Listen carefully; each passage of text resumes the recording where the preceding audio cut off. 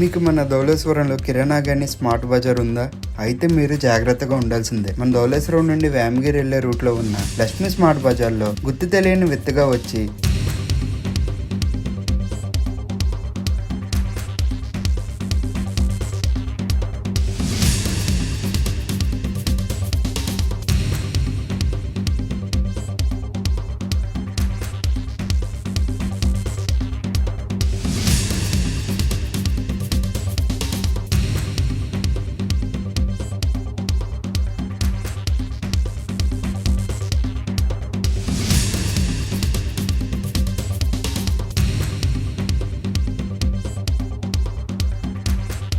ఎవరూ లేని టైం చూసుకుని 2 కేజీల జీడిపప్పును మాయం చేశాడు.